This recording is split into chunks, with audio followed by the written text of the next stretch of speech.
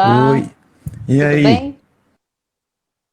Deixa eu ajustar aqui um pouquinho também.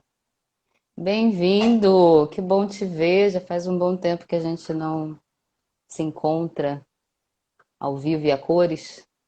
Não tô te ouvindo. Agora tô. Tá? Sim, tá me ouvindo bem? Aê! E aí, Leila? Como está? Como tá Pô, passando esse período aí de quarentena? não sei, eu confesso pra você que eu não tenho tentado não pensar muito sobre isso, sabe? Eu só tô dentro de casa. Eu não tenho investido muito tempo em refletir sobre quais as implicações disso. Eu tô ressignificando o meu trabalho, um pouco das relações e pensando um pouco em como que, enfim, vai ser essa nova realidade, porque eu acho que não volta a uma normalidade. Mas tô de boa, assim, tô conseguindo dormir, pelo menos, por exemplo. Já me sinto super abençoado por estar com um sono tranquilo e conseguindo fazer algumas atividades. E você, como é que tá por aí? Tô em períodos muito bem, períodos não tão bem, né? Mas eu acho que é o momento da gente colocar em prática também tudo que a gente aprende, né, nesse caminho Sim, sobre meditação, sobre solitude, sobre buscar esse espaço assim de maior conexão com a gente mesmo, né? E o que tem sido assim uma novidade é essa questão da desse up, né, nas redes sociais, porque eu percebi que depois de 20 anos trabalhando com TI, eu tinha criado meio que, né, um ranço com o computador, com esse lugar de ficar na frente sim. do computador. Então, rede social, YouTube, site, era coisas que um dia eu faço, um dia eu faço, e agora eu estou aproveitando para experimentar esse lugar e que tem sido desafiante, mas divertido também, Pois né? é. Eu Então, passei o dia inteiro também em testes hoje e tentando como é que faz para melhorar a conexão, melhorar o áudio, isso, aquilo, que também é uma coisa que eu não me preocupava antes, porque, enfim, os trabalhos eram mais presenciais, era uma outra dinâmica, uma outra realidade. E isso também de alguma forma, me levou a estudar algumas coisas que não faziam parte das minhas pretensões agora. Mas está sendo divertido, tô transformando isso numa coisa um pouco divertida também, tá sendo legal. E tem a música, que você também tem. O violão é um grande companheiro também nesses momentos. Poder tocar o violão, cantar, isso pra mim é uma dádiva nesse momento, assim, poder ter essa possibilidade da música e da expressão artística do violão, uma coisa muito boa. Tô curtindo também esse reencontro com o violão. sim, aproveitar esse gancho aí para você se apresentar também, além de um excelente músico, né, como terapeuta e tal. Queria que você falasse um pouquinho. Sim. Bom, eu já venho há 5 anos atuando como terapeuta, ligado ao trabalho com Tantra, com meditação ativa, com terapias corporais, com abordagens ligadas a terapias integradas de respiração. Tenho mesmo grande parte da base de formação você conhece, porque você também já fez, né, percorreu esse caminho de formações tântricas, de formações em respiração. E o interessante foi que, assim, a minha atuação hoje, ela tem duas frentes, digamos assim. Eu acho todas as terapias que eu utilizo hoje como ferramentas super válidas. Adoro os trabalhos corporais, massagem tântrica, terapias orgásticas em geral, que usa a energia orgástica como forma de cura. Mas nos últimos anos eu venho me apegando muito à respiração e às técnicas ligadas ao uso do som, né, das frequências sonoras, dos sons de cura, do sound healing, da terapia do som, como uma forma de expansão da consciência, de meditação, de conexão com algo maior, com algo transcendental. Então, essa experiência hoje, né, embora atuando com diversas terapias, hoje eu tenho focado bastante no trabalho com as terapias integradas de respiração e as técnicas ligadas a frequências de cura, sound healing, terapia do som. Até mesmo agora com esse formato online, né, foi uma coisa interessante porque o trabalho, quando ele é feito no salão, no espaço onde eu atendo, nas sessões individuais, ele é um trabalho muito individual já, mesmo em grupo. As pessoas ficam com fone de ouvido. Você chegou a fazer, né, essa experiência da terapia Esse do som? do som, infelizmente não. Pô, tem que fazer. Tem hoje às 21 online, pelo Skype. É um trabalho bem interessante, porque eu vou produzindo, através de frequências específicas, alguns estados de relaxamento que também são desencadeados pelo som. Numa perspectiva, digamos assim, ligada à neuroacústica, a um som específico, por exemplo, a ideia dos mantras, não apenas pela espiritualidade que o mantra carrega, mas por conta da repetição dele, né? Digamos, a ladainha que vai envolvendo a mente naquele som constante e de repente você entrou nesse estado de transe, de transcendência, de meditação. Então, essas duas frentes hoje têm sido importantes para mim, as terapias de respiração, que é o que a gente vai falar inclusive hoje, e as terapias do som, as terapias de sound healing ligadas à cura. Mas continuo atendendo com as terapias tântricas, tantra para casais. O trabalho com tantra é um trabalho que faz parte da minha vida por conta da minha própria história e da conexão com as terapias corporais, que foram muito importantes para mim e eu utilizo no meu trabalho. Mas hoje eu tenho focado bastante nas terapias de respiração e também pensado um pouco assim, sobre como essas técnicas de respiração auxiliam a gente em estados alterados de percepção que também são prazerosos, são estados transcendentes, são quando a gente aprende a se soltar e pode eventualmente até usar a respiração como essa forma de barato, de uma onda de relaxamento que se espalha pelo corpo, isso para mim é muito benéfico, é muito positivo e tenho feito muitas experiências com a terapia do som, combinando com a respiração e vou te dizer, é um barato, viu? Assim, é terapêutico no sentido mais essencial da palavra, porque cura mesmo, a pessoa começa a relaxar mais, começa a sair um pouco dos pensamentos, mas sensorialmente é muito bacana, assim, é uma experiência de êxtase mesmo, usando esses dois elementos simples, que é a respiração e o som. Então, o meu Uhum. trabalho é muito voltado nisso, tenho feito muito pontualmente os trabalhos com a terapia do som e as terapias integradas de respiração. O que é bacana é que você pode colocar todo o seu conhecimento, né, enquanto músico, né, agregando, Sim, né, a técnica da respiração.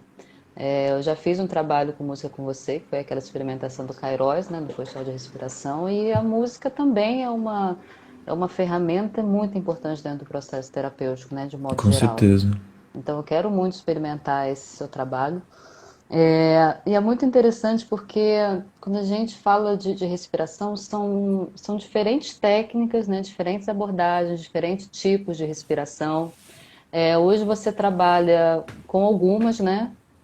Eu Sim. queria falar, assim, brevemente, né? Que até porque o assunto é muito extenso e tal, mas que você falasse, assim, sobre as que você atua, que eu acho que é Renascimento, Holotrópica, não sei se você Sim. trabalha com a Zen ou com Vipassana, mas eu queria falar um pouquinho, né, brevemente, de algumas delas, não tem como falar de todas porque são muitas, Sim. e que a gente pudesse trocar, assim, né, a partir da nossa experiência, não que uma seja melhor do que a outra, mas as particularidades e o que você acha mais bacana, assim, né, a nível de experimentação. É, eu comecei falando aqui, enquanto você estava entrando, que a gente usa muito a respiração também como uma chave dentro do Tantra, só que eu não vou nem entrar muito nesse aspecto, porque senão o assunto vai ficar mais amplo Não, aí ainda, é. né? Mas vamos tentar tratar aqui só essas respirações assim, mais conhecidas que a gente trabalha terapeuticamente. Sim. E vou abrir, eu já tinha aberto aqui um espaço para pergunta também, a gente vai tentando encaixar isso ao longo também da nossa live, tá? Maravilha. Então, hoje eu experimentei diversas técnicas e aí eu vou falar um pouco sobre como é importante, até não, principalmente para o terapeuta, mas é muito importante que cada pessoa que sinta que pode usar a respiração como um caminho de cura, como um caminho de terapia, como uma prática que você gosta de fazer, tipo, pô, eu curto muito respirar e respiro 3, 4 vezes por semana, adoro. Porque tem isso, a respiração ela não precisa ser vinculada a nada, ela não pode ter nenhuma conexão espiritual, ela não precisa ter um. Ela pode ser só física, a pessoa pode só curtir pela experiência física ali.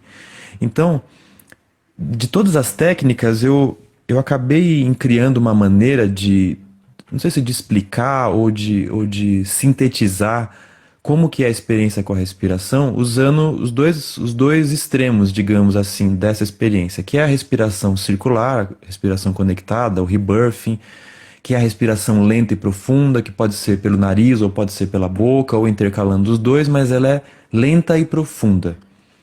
E a Que é uma respiração pausa, né? holotrópica, um pouco mais ligado ao Stanislav Grof, aquela linha mais catártica, usando a respiração curta e profunda como uma forma de você expressar emoções mais densas, emoções mais profundas, sentir uma energia pelo corpo que cria uma conexão com emoções ligadas às vezes à raiva, a medo, culpa, e que você acaba expressando isso de forma catártica. Então, hoje, eu sintetizo a minha experiência com a respiração com base nos estados bioquímicos que são desencadeados por essas duas respirações. Então, eu explico mais ou menos assim, e tem muito a ver com a minha experiência, essa explicação ou essa teoria do meu instituto de pesquisas interior, que eu mesmo desenvolvi, baseado na minha experiência, mas é uma experiência grande, assim, né, de quantos grupos terapêuticos já, eu diria que já acompanhei mais de 2.000 pessoas respirando até hoje, nesses 5 anos.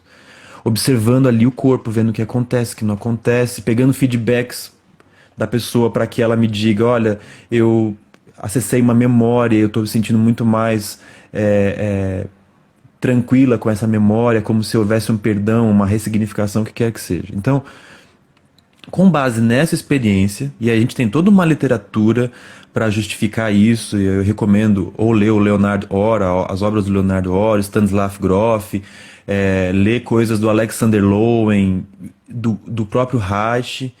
Isso vai ajudar a perceber que isso que a gente fala sobre respiração, na verdade, é um resuminho mesmo que nós estamos fazendo de um grande estudo mais amplo, ligado à psiquiatria, ligado à fisiologia e anatomia, e que usa esses dois estágios. Então respiração curta e rápida, mais profunda, que é a respiração holotrópica, e a respiração circular, conectada, lenta e profunda, que a gente pode associar mais à técnica do rebirthing, do renascimento.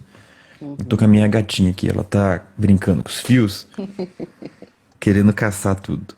Então, o que que acontece? Hoje eu explico um pouco esses estados alterados de percepção da seguinte maneira: se você quer ter uma experiência profunda no sentido da visualização, da transcendência, uma experiência, digamos, mais viajante, e que aí tem a ver com o estado fisiológico, né? A respiração lenta e profunda faz com que você fique mais alcalino. O pH do sangue, com 10 minutos de respiração circular lenta e profunda, o pH sanguíneo vai para um estado mais alcalino. Esse estado ele é mais favorável a essas experiências que a gente pode dizer mais transcendentais. Experiências espirituais, visualizações.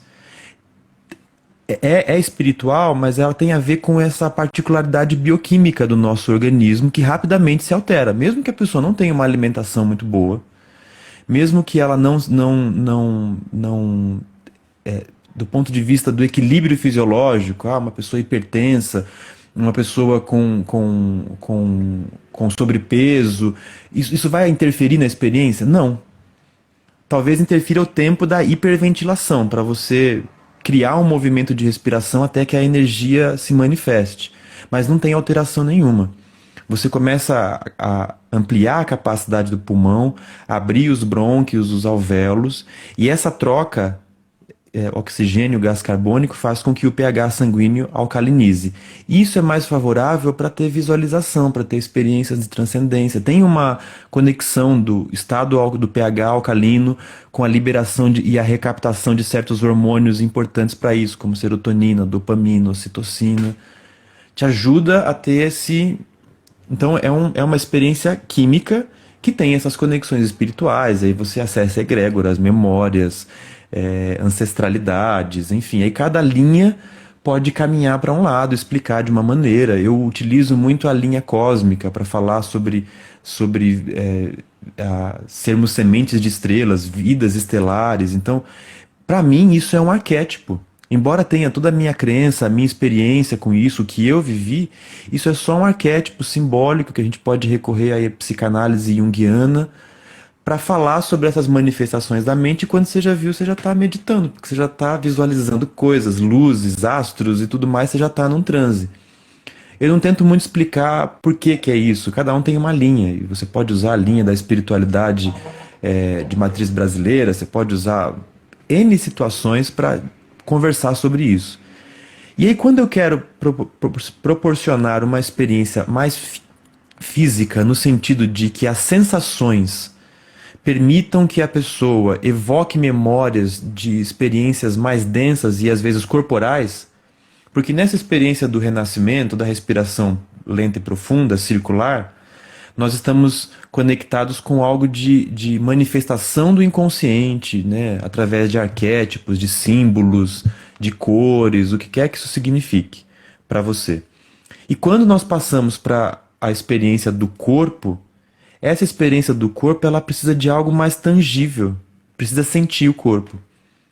E aí a respiração holotrópica, baseada nas técnicas do Stanislav Grof e muito do que o Reich falava também sobre hiperventilação, esse estado ele leva para um estado mais ácido. Quando você fica ali naquela experiência de respirar. Respiração de Kali, que é um pouco que tem no Tantra, ou respirações holotrópicas que tem na meditação dinâmica ou em outras meditações, que é essa respiração rápida, profunda, mais rápida, intensa.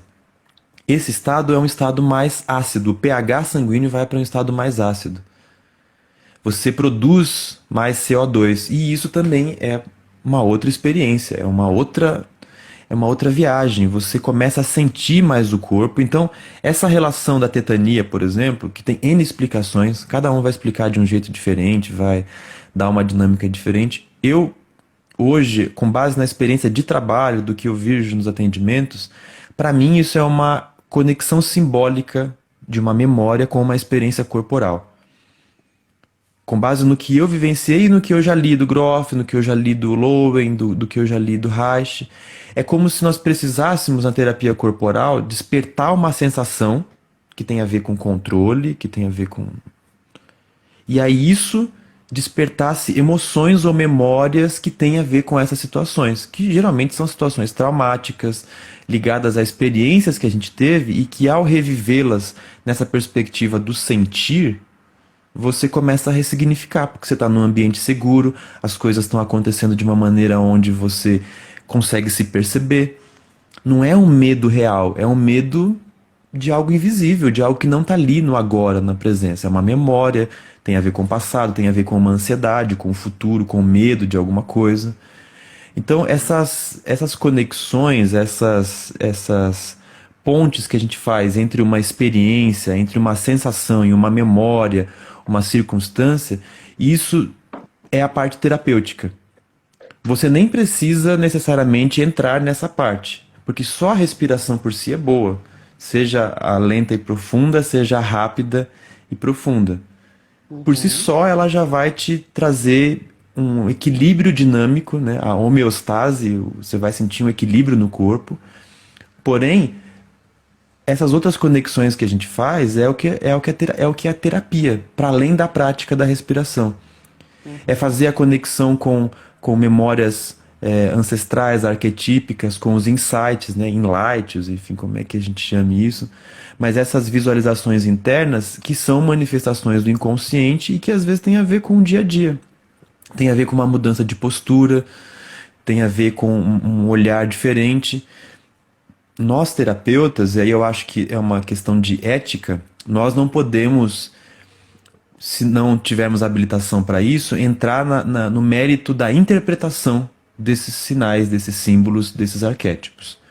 Você pode até caminhar junto com a pessoa no sentido de auxiliá-la a clarear essas visualizações, mas o bacana do trabalho terapêutico é permitir que a própria pessoa, que o próprio respirador ali acesse esse conteúdo e tente traduzir por si mesmo. O cuidado nesse momento para que a pessoa tenha todo o suporte emocional para acessar essas memórias, porque às vezes pode ser difícil. Às vezes não são memórias reais no sentido de que você não se lembra daquilo como é de fato, já passou por uma interpretação, por uma ressignificação. Então, o cuidado terapêutico, no sentido de dar o suporte, permite que a pessoa então trabalhe essas memórias por si mesma, que ela vá ressignificando, e aí não parece mágica porque são muitos exercícios, é preciso muito tempo de exercício para fazer isso. Mas em algum momento aquilo já não dói mais, a lembrança não tem uma conexão com uma sensação corporal. Tem gente que lembra de coisas e que contrai na hora. Se a pessoa tá lá, aí passou um som, ou um cheiro, ou alguém falou alguma coisa, e ela lembra de uma situação ruim que ela viveu, ela assusta, ela dá um arrepio. Eu já vi muitos casos assim de estresse pós-traumático, aonde a pessoa lembra da situação e ela tem uma contração involuntária desencadeada só por uma memória, só por uma lembrança. Então é como se na respiração, e aí tem esses dois estágios, né? O que que você quer mexer? Ah, eu quero acessar uma memória e eu não sei como fazer isso, mas isso tem a ver com expectativas. Novamente, falando muito de uma opinião muito peculiar dos meus atendimentos e uma conexão que eu faço. Muitas vezes, quando a pessoa tem uma ansiedade, algo ligado ao futuro, expectativas, perspectivas, eu tendo a usar a respiração mais lenta e profunda, o renascimento. Isso ajuda em processos de visualização,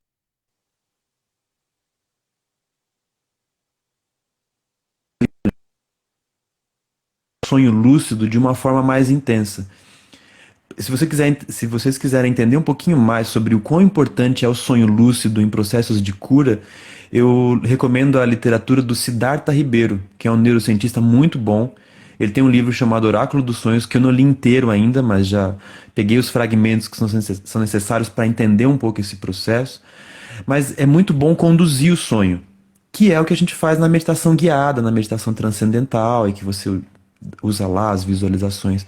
A respiração circular ela é boa para isso, para fazer investigações nos seus arquivos internos, para visualizar coisas ligadas a como vai ser a vida ou como você se vê, e que isso, num certo momento, é atemporal. Pode ser que a mensagem do futuro esteja ligado a um arquétipo do passado, da criança interior, da infância.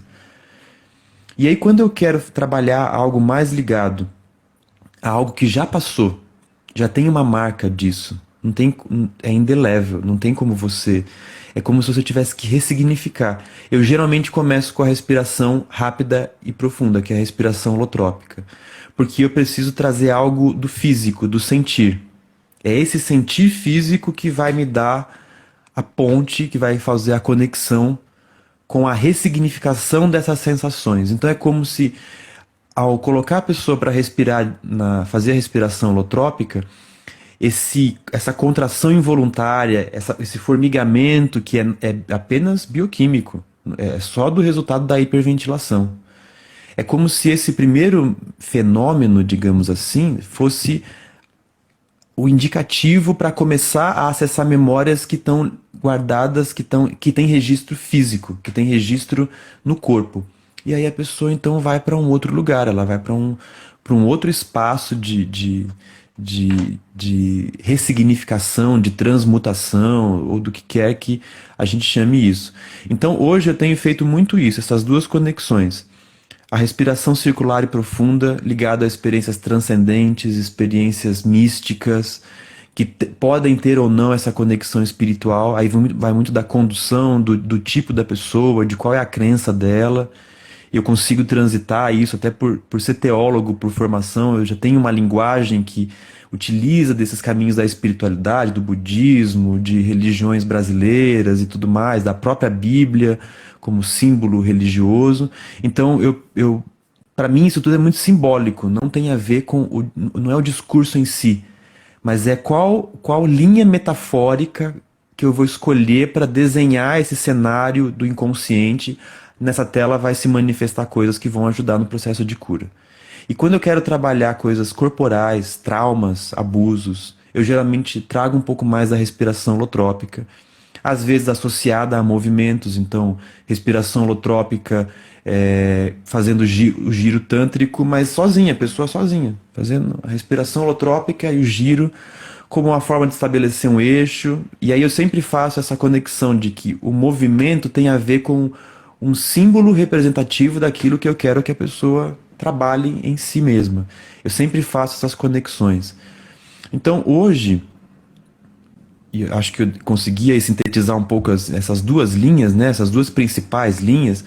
Aí você vai ter as variações. Ah, vai respirar pelo nariz ou pela boca? Depende. Para mim tem a ver com padrões de controle, por exemplo. Uma pessoa que não é tão controladora, que surfa mais na onda, ela pode respirar pelo nariz porque ela vai se permitir. Quando a pessoa é mais controladora, a respiração pela boca ela já muda um padrão do automático, porque a respiração automática é a respiração nasal, a correta é respirar pelo nariz. Quando você sugere respirar pela boca, independente do fluxo, né, de ter mais caminhos ou não, a respiração pela boca ela já muda já dá um turning point ali, já tem que respirar diferente, a pessoa já fica mais consciente da respiração. Porque não é o automático. A chance dela não dormir durante a experiência, a chance dela movimentar mais a energia, por mais que seja errado do ponto de vista fisiológico, porque as vias respiratórias ficam ressecadas, o lábio resseca, mas com uma orientação correta, você vai aprendendo a deglutir a saliva durante a experiência. Então, hoje, essas duas variações também têm a ver emocionalmente ou arquetipicamente com padrões de controle. E a respiração holotrópica, essas variações também, de respirar pelo nariz e pela boca. Então, a experiência em si, respirar, é uma base para você atuar com outros elementos. Então, para você falar sobre essas manifestações transcendentais, para você acessar memórias, para você meditar sobre a sua consciência transcendental, mística, cósmica, se você quer acessar memórias ou experiências ligadas a religiões de matriz africana, o que quer que qual seja a base do que você vai fazer. A respiração vai dar esse refinamento químico para que você tenha uma experiência mais intensa. Eu não sei se já foi em igrejas pentecostais, por exemplo, as pessoas começam uma agitação e um movimento de cabeça, elas estão fazendo uma respiração holotrópica ali, aquele transe neopentecostal, que é o mesmo do terreiro, do Uhum. movimento, do batuque, do... Se você pensar que é a respiração que modifica os nossos estados de percepção e nos coloca receptivos para a experiência com o meio, a respiração é a base daquele movimento que acontece na igreja neopentecostal, com o Espírito Santo, com o fogo do Espírito Santo, usando dois extremos. E o que tem num templo de Umbanda, numa experiência com candomblé, com as religiões de matriz africana, é a mesma coisa. Isso vai acontecer numa rave, isso vai acontecer quando numa sessão de yoga, o padrão respiratório vai determinar muito da recepção que você tem no meio. A respiração normal te coloca naquela frequência linear, beta, de percepção racional de tudo. Alterou um pouquinho quando você começa a falar profundamente sobre catarse, sobre colocar para fora e começa a hiperventilar, acelerar, ou quando você está num ambiente muito tranquilo, que naturalmente sugere a respiração lenta e profunda, você já vai entrando num ambiente mais místico. Uhum. Então, hoje essa correlação para mim, ela é base da experiência que eu tenho no trabalho. E ela tem sido experimentada, né, e provada empiricamente porque eu vejo no dia a dia dos atendimentos, do feedback que eu tenho das pessoas. Tem sido, assim, eu tenho feito duas sessões semanais em grupo de respiração e eu tinha uma dúvida, assim, que me incomodava muito de que se o trabalho teria efeito. Se fora da egrégora, fora do grupo, cada um ali com seu fone de ouvido, será que isso vai ter efeito? E o feedback que eu tenho recebido é maravilhoso. As pessoas têm sentido, têm voltado da experiência realmente com a sensação de vibração, de transcendência, então está sendo muito bacana. E é isso, Uhum. eu sinto que essas alterações da respiração são a chave para você brincar com as emoções aí durante a experiência.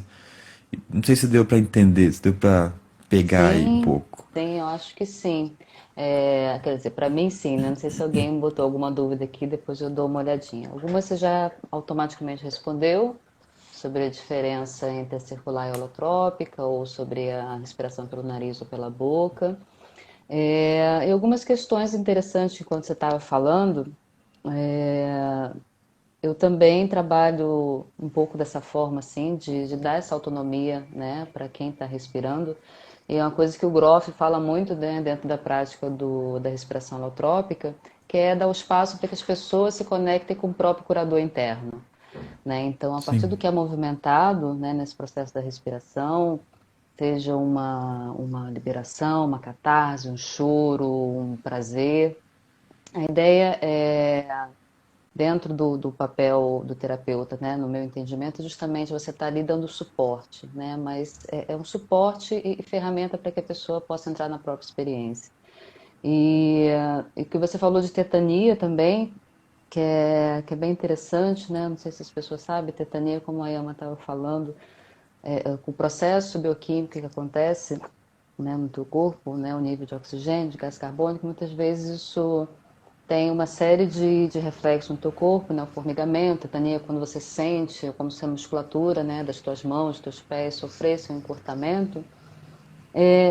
Achei muito interessante que o Groff falou em um livro dele que que ele incentiva, né? Lógico que cada situação é uma situação e vai depender muito da avaliação do terapeuta que está acompanhando, mas que ele incentiva que a pessoa continue a respirar, né? Da forma profunda, da forma rápida, porque muitas vezes isso é um padrão do corpo, né? Existem várias interpretações, como você falou, mas o que eu percebo é que muitas vezes as pessoas ficam muito assustadas, né, com essa reação do corpo e trava e fica forçando. Então, acho que é importante pontuar isso, né, que é um... e no livro que eu estou lendo do Groff, ele fala justamente nessas pessoas, né, que apresentaram uma tetania muito forte e que foram orientadas a continuar. Com o desenvolvimento do trabalho, elas não foram tendo novas crises de tetania. Era como se o corpo sim, acessasse aquilo, liberasse e resolvesse, né? E ok, isso ia ficando cada vez menos. Eu percebo isso também na minha experiência pessoal, né? Então hoje eu raramente tenho tetania. Às vezes eu faço uma respiração muito forte buscando isso, mas é coisa muito leve, né? Mas que já me leva para outro sim, lugar. sim, Então é muito interessante ver como o corpo também trabalha nessa autorregulação e que são processos que muitas vezes você nem precisa nem compreender, né? São processos que vêm no teu corpo como liberação de algum trauma, de alguma memória da tua vida, de vida passada, dos teus pais, e que muitas vezes não interessa você ficar, né, gastando energia para pensar por que que veio aquela emoção de choro. sim. Às vezes é importante sim elaborar, né? Mas isso também é muito, muito particular. A minha forma de trabalho é muito convidar, né, a pessoa que teve a experiência para que ela não fique, muitas vezes ela desconecta da experiência porque quer entender aquilo que foi movimentado, né? E aí acaba Pois é, perdendo aquela sensação, né, sim. de bem-estar que sempre acompanha, né, no final de uma sessão de respiração. E eu queria pedir para você falar um pouquinho também, Ayama, é, sobre o processo de renascimento, não. Eu queria dizer sobre os traumas ligados ao parto ou à primeira infância, né? Naquela questão de muitas vezes a gente, enquanto criança, quando a gente leva uma bronca ou quando a gente se sente ameaçado, que a gente contrai o nosso corpo, contrai a nossa respiração e como isso vai criando, né, uma série de bloqueios no nosso corpo que vão Sim, impedindo que essa energia flua de uma forma mais livre, mais natural. sim. Alguém fez uma pergunta também aí, só antes de te responder, falando sobre Uhum. se dá para fazer sozinho. E é uma questão que durante muito tempo eu fiquei debulhando sobre isso. Falei, pô, mas será que a pessoa faz sozinho ou não? Porque é um trabalho complexo, né? No sentido de que é preciso ter um suporte, às vezes, para lidar com situações, com memórias, com coisas que acontecem durante um exercício de respiração, que são complexos, são difíceis de lidar. E o suporte terapêutico é isso, é a pessoa que está ali como suporte mesmo, né? Dando cuidado para a pessoa. Então, respirar sozinho ele parte também do princípio dessa conexão com a realidade. Você vai se conseguir se manter conectado com as experiências que vão vir e elas não vão te atrapalhar, você tem confiança. Então, o exercício de respirar sozinho é o exercício de confiança. É de confiar em si mesmo no sentido de manter a experiência, de sustentar a energia da respiração e não permitir o que eu chamo de descolamento da realidade, que é quando a pessoa sai de uma experiência e ela se desapega dessa noção do real ou dessa noção de realidade. E isso eu presenciei também, não só em trabalhos ligados à respiração, mas em ambientes onde o transe ele é incentivado como uma forma também de modificação do status quo, da linha mental da pessoa. Eu já vi isso acontecendo em sessões de ayahuasca, por exemplo, também.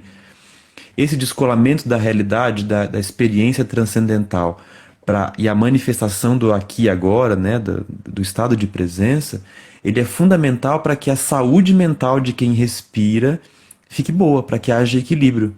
Para que você saia de uma experiência e não fique depois semanas, dias, ruminando pensamentos e memórias que eventualmente não estavam prontas para vir para a linha do consciente. Elas estavam ali no inconsciente atuando e fazendo com que você tivesse comportamentos ou atitudes que você não entendia muito bem, mas elas estavam no inconsciente. Trazer à tona tem a ver com uma percepção de tempo, assim, sabe, um feeling de saber, olha, esse é o momento de abrir o coração e trabalhar essa memória, trabalhar essa situação. Então, respirar sozinho tem muito a ver com isso. Eu acho que se a pessoa se sente capacitada para isso, se sente madura, habilitada para isso, ela deve começar agora a fazer os exercícios em casa, sem a supervisão, sem alguém para dar o suporte. Agora, se ela sente que são coisas muito difíceis, que ela precisa de alguém, não para interpretar, mas para dar esse suporte de amoroso, suporte inclusive corporal, no sentido de ajudar a liberar essas emoções, aí eu vou entrar também na pergunta que você fez. Se a pessoa não conseguirá, percebe que não vai conseguir passar sozinha, ela tem que ter o acompanhamento de alguém. Mesmo que seja uma pessoa para ouvir empaticamente o que ela vai dizer das experiências dela. Então, sei lá, eu vou fazer com meu amigo, aí eu converso com ele, uma conversa terapêutica, no sentido de não ter julgamento, de não ter avaliações, apenas de deixar falar, ou de ter como o Siddhartha Ribeiro fala, um sonhário, que é onde você anota os seus sonhos, né? Essas visualizações lúcidas que a gente tem durante a noite, ou não, as que a gente lembra ou não, porque a gente sempre sonha, só não lembra, né? Então, anotar as coisas que vêm das suas respirações, do seu diário de meditação, seu diário de respiração. Então, o que que a Deixa eu respiração só pode... pontuar uma coisinha aqui Sim, que eu lembrei, senão eu vou acabar esquecendo. Porque, assim, para quem não se sente seguro, né, de fazer esse processo da respiração circular, ou da respiração alotrópica, se você se propõe a reservar 10 minutos e colocar uma música suave, e se sentar, né, com a coluna ereta, ou deitar na posição do Shavasana, né, do yoga, com a barriga para cima e tal. É Shavasana, né? Se você ficar 10 acho que minutinhos é. ali Sim, respirando, né, de uma forma consciente, que não precisa mudar o seu padrão de respiração, não precisa respirar, só prestando atenção, né, no processo de sim, inspirar, de expirar, só isso já é absolutamente terapêutico, né? com Então certeza. fica também a dica aí, por se você não se sente confiante, né, nesse ponto, nesse lugar, separa uns 10 minutos e vai buscando aumentar de uma Sim, de uma respiração normal, mais atenta, né, mais consciente, percebendo o teu corpo em cada movimento de sim. expirar, e isso com certeza vai te levar para um lugar Começa mais suave. homeopaticamente, né? Começa traduzindo essas sensações de uma forma mais sutil. Eu já tive experiências na respiração assim que eu claramente me dizia algo interno assim, eu só podia passar por isso agora, nesse momento. Se fosse antes, talvez eu não compreendesse. Então, tem um tempo das coisas e é uma regra do renascimento, né? O que quer que aconteça, fique tranquilo que vai dar certo. E esse tempo tem a ver até com a gente acessa as coisas, porque a pessoa, quando você diz para ela, olha, a gente vai fazer um exercício de respiração e ela subestima a capacidade que isso tem, pode ser que ela já não esteja tão aberta para isso. Agora, quando a pessoa vai fazer o mesmo exercício e né, o conceito de placebo e de nocebo, né? O placebo, aquele que acredita que vai curar. Então, essa primeira instância da experiência, que é a crença, eu acredito que respirar vai ser muito bom para mim. Isso já tem um impacto muito grande. Quando a pessoa já vai desconfiada, assim, já vai muito, será que? Então, cheio de perguntas e tal. Esse efeito nocebo que é aquele, isso não vai me fazer bem. Pode fazer com que memórias muito densas, memórias. E é isso, a respiração é uma professora, ela também faz com que a gente acesse nossas sombras. Sim. Você não vai, não é toda respiração que você vai ver os céus se abrindo e os anjos com trombetas, né? E aparece o seu ancestral vestido de branco dizendo tá tudo certo, siga o flow. Você é uma gota que se dissolve no. Não, Não, nem sempre é assim. Às vezes você acessa coisas muito ruins, ligados ao ego, ligados a comportamentos. Você acessa memórias de coisas que você fez de errado com os outros, não só as memórias de coisas que fizeram erradas com você. E você tem que trabalhar também a culpa, você tem que trabalhar situações que estão ligadas a essas memórias. uhum, Quando a gente fala do renascimento para tratar a tal da cura da criança interior ou as memórias intrauterinas, as memórias da primeira infância, eu tenho um pouco assim. Eu vou te falar com base também no que eu li muito sobre o Gaiarsa, José Ângelo Gaiarsa, que é um psiquiatra, já morreu. Muito, muito interessante os livros dele, a literatura dele, falando sobre renascimento, sobre Tantra, sobre Raj. Recomendo também como um desses autores que vale a pena estudar um pouquinho. A ideia de voltar às memórias da primeira infância, a ideia de lembrar, né, de você acessar memórias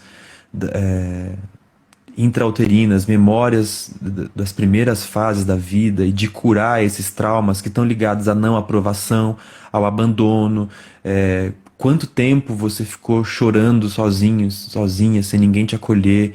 Como é que foi essa experiência da sua primeira respiração e alguém vai lá e enfia um negócio no seu nariz? Então, isso está registrado, tem um registro disso e demora um tempão para apagar esses registros do corpo. Eles vão sendo impactados em diversas formas.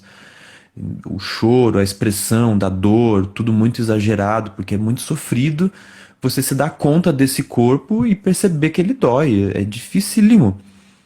A criança tem essa experiência e a gente, com o tempo, vai se anestesiando dela, com essas couraças que a gente cria, que umas são necessárias, são boas, outras não são boas, outras te impedem de se abrir para a experiência do amor e são terríveis.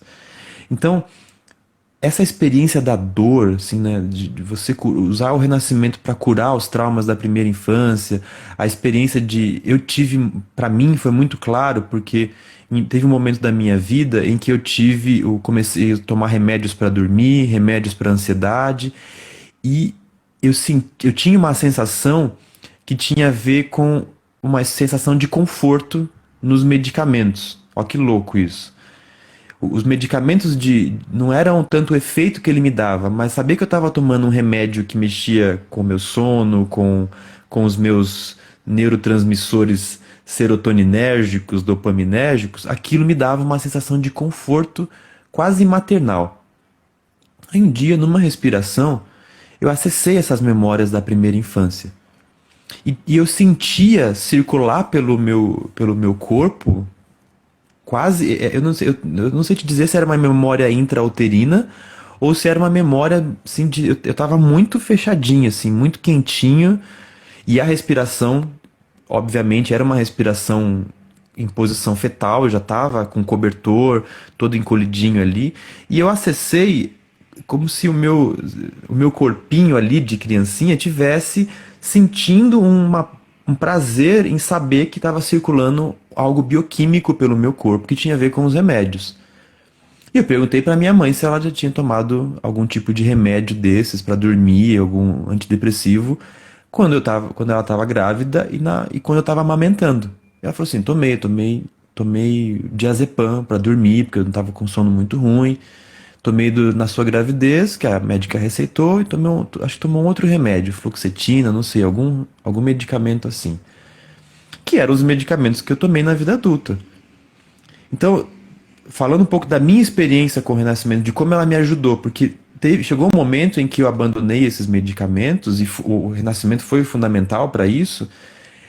Eu não sei te dizer exatamente se foi a conexão dessa memória que me fez entender o conforto que isso trazia, e aí eu percebi que eu não precisava mais daquilo, né, daquela conexão de proteção. Então por isso que é muito sutil, a pessoa precisa de um processo de autoanálise, assim, de anotar o que ela está visualizando, as memórias que vêm durante o renascimento, durante a experiência, porque é isso que vai ajudar. Você quer acessar a memória da infância? Então a ideia de trazer os elementos, né? Então o som do útero durante a respiração, são elementos de indução, são sugestões do inconsciente para que ele traduza essa memória da primeira infância, da vida intrauterina, para aquele momento. E aí então a observação dessas memórias fica muito por conta de quem respira. A pessoa que respira, o respirador experiente, que está ali vivenciando a experiência, ele consegue voltar da experiência com muita clareza do que ele visualizou.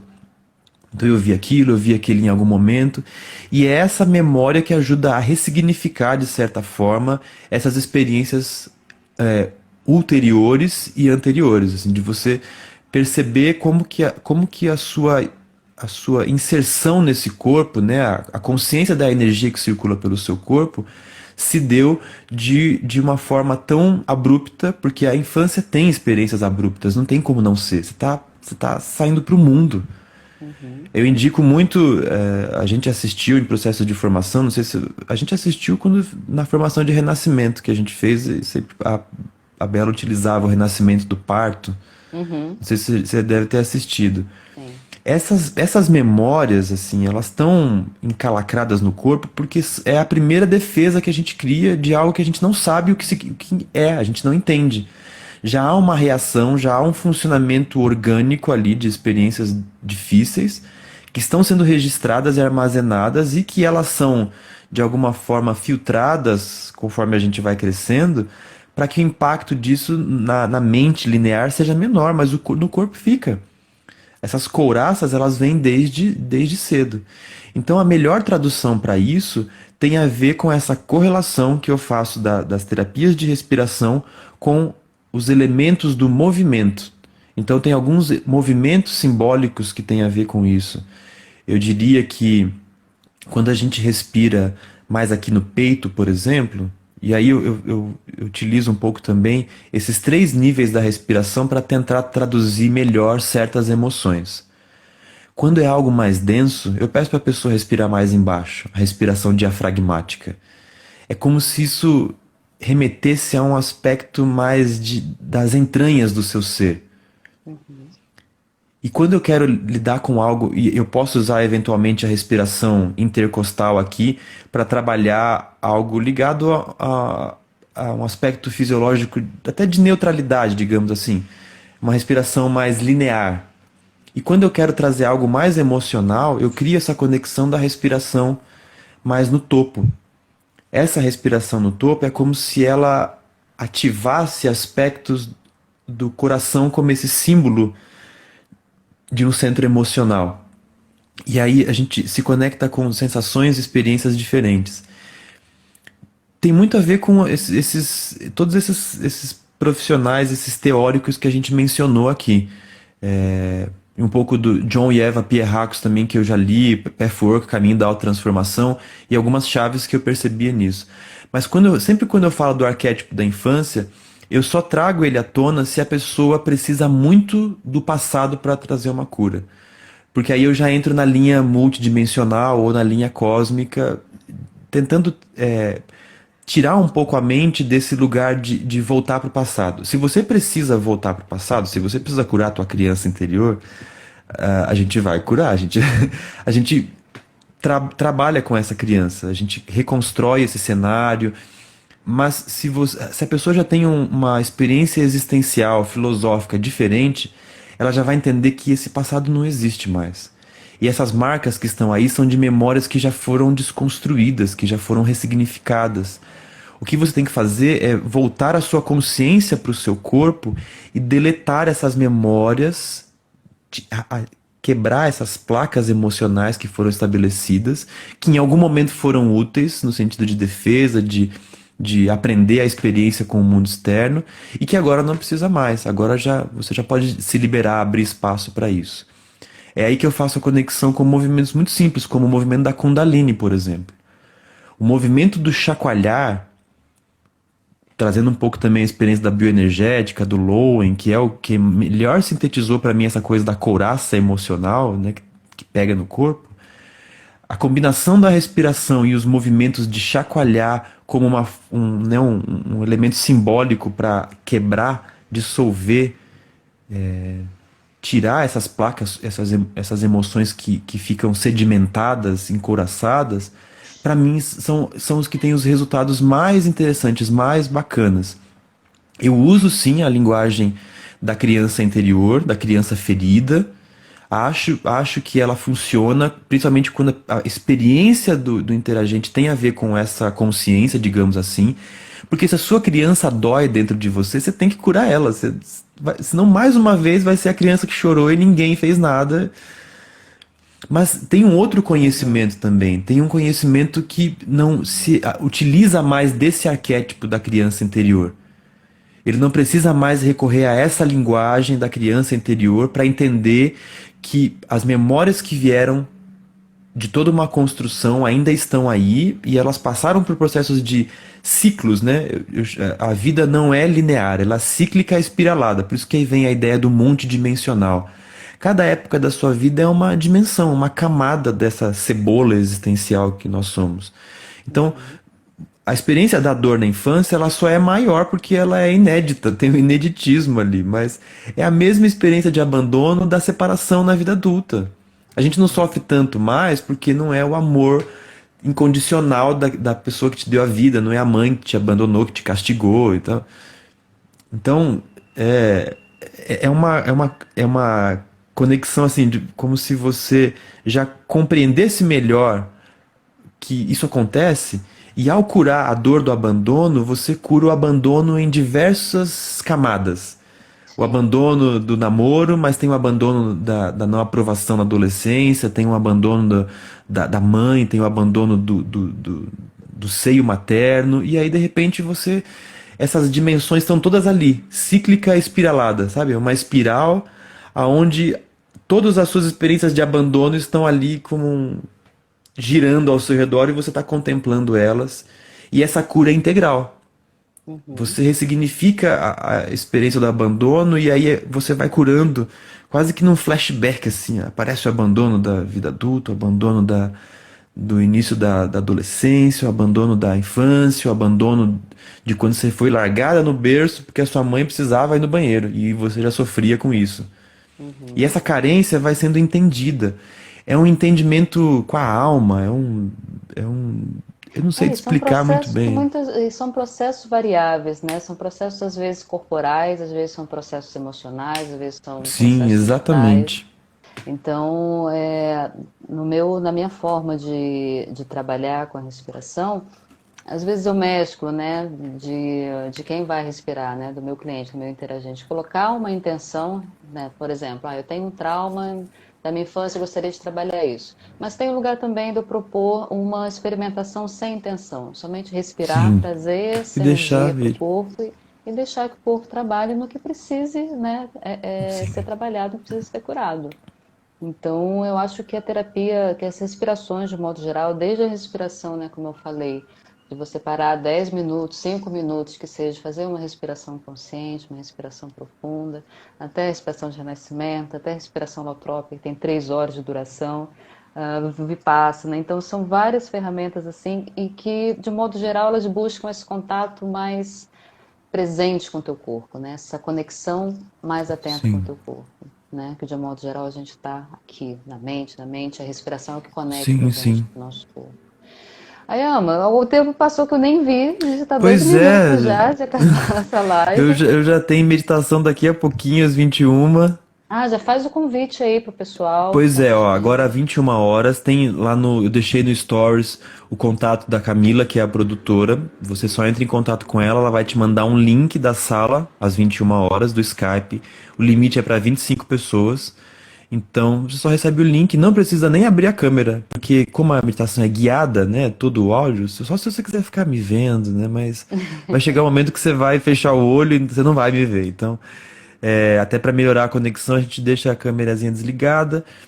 E tá sendo muito bacana. Eu até quero futuramente, não agora, eu tô me organizando e me adaptando a algumas coisas, mas depois eu vou trazer um pouquinho sobre essas ferramentas de tecnológicas aqui, né, para você ter um áudio melhor e conseguir transmitir o som com uma qualidade melhor, porque isso também é muito importante para a experiência, né? O som é muito Sim. importante para a experiência Depois de compartilha renascimento. comigo, porque eu também estou fazendo algumas sessões online, estou esbarrando ainda às vezes essa questão. Mas a gente vai se É, adaptando, né? sim, sim. Gente, desculpa se não tiver dado para responder perguntas de alguém, se alguém ficou aí meio perdido, tá? Qualquer coisa, manda um direct para mim ou para o Ayama, tá? Agradecendo muito a Isso aí. presença de vocês aí que acompanharam a gente, a sua presença, Ayama, bom te ver, obrigada por ceder esse tempo Igualmente, aí. saudade de todos vocês aí do Rio. Logo, logo tô por aí. Venha, venha assim para a gente fazer uns trabalhos aqui de respiração, de som, de kairós, de dança, Com tudo certeza. mais. Tá acabando aqui então na contagem regressiva. Querido, muito obrigada, beijo, boa Valeu, semana. gente. Beijo, tchau pra vocês. Tchau, Tchau, tchau. tchau.